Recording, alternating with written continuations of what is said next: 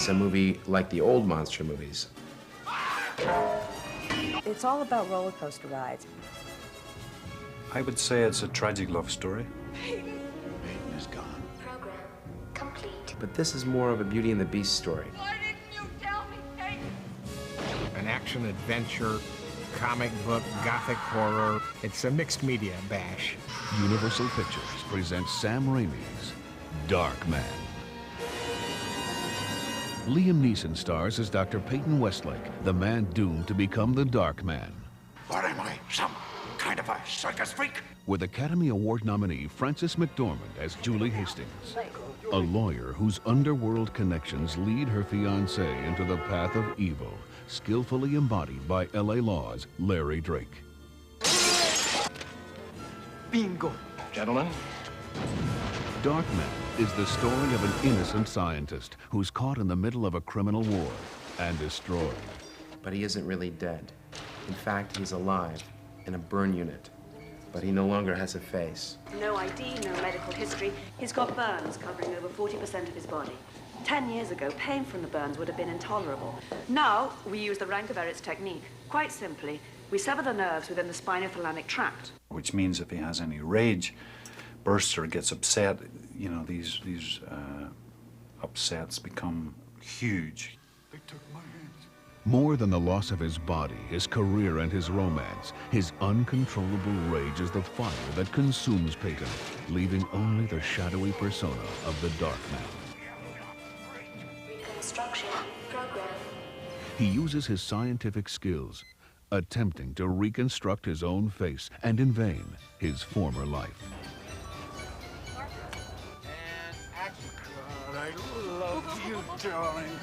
Oh, it's good to be back. Liam has a quality that's very important to me.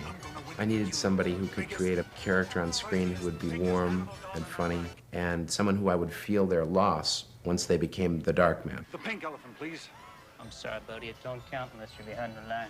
Darkman is not just the dark side of Peyton Westlake. I think he's the dark side of the whole psyche of humanity.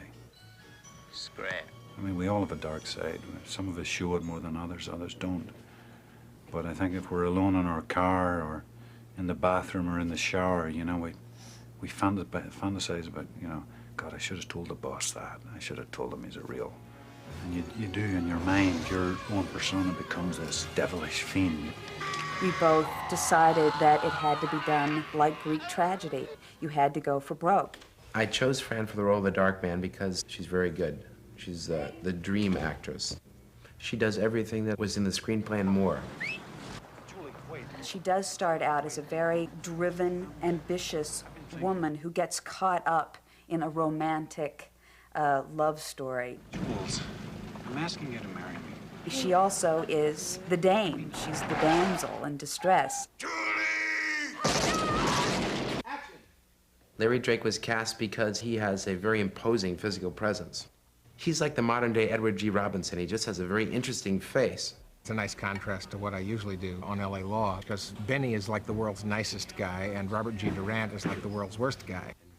He dresses well, he speaks well, and he does awful things.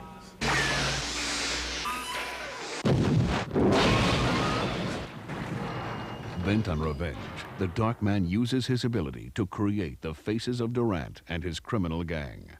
Shoot him! Shoot him! Which one is Durant? Darkman has the power to become anyone.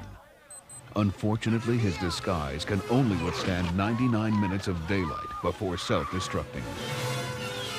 Of course, it took more than Sam Raimi's imagination and a talented cast to create an action fantasy like Darkman. The team of Tony Gardner and Larry Hamlin created a vast array of eerie special effects.